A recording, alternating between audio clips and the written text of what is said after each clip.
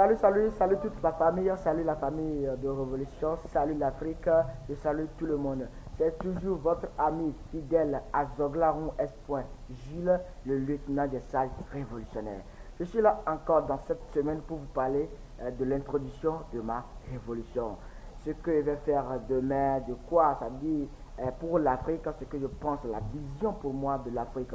Comment l'Afrique va se ressusciter, comment l'Afrique sera debout, comment elle reviendra encore sur le terrain. C'est de ça que je vais encore vous parler.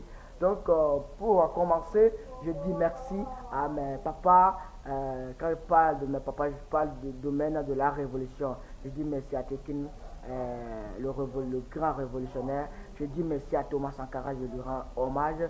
Je dis merci à Bob Malé. Je dis merci à Mohamed Kadhafi. Parce que sans eux, nous, on ne va pas reconnaître la révolution.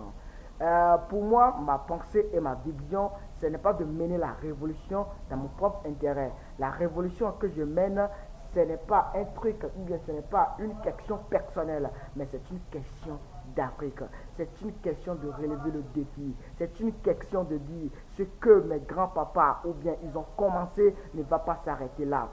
Je vais continuer l'œuvre. Je vais encore commencer à dire les noms, dire ou bien les lexer de Thomas Sankara, des Kadhafi. Je vais continuer la lutte.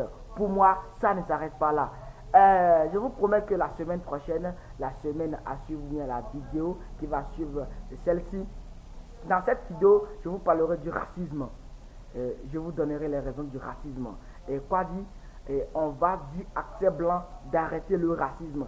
Et s'ils, je dis bien, et si ils ne veulent pas arrêter, donc nous aussi, on peut l'appliquer à notre manière. Je vous rassure, Africains, t'inquiète pas, il est temps de la révolution. Il est temps pour que l'Afrique soit debout. Je dis à mon papa, Tekin qui a dit, l'éléphant annoncé est arrivé avec un pied cassé. Non, papa chéri, l'éléphant n'est pas arrivé avec un pied cassé.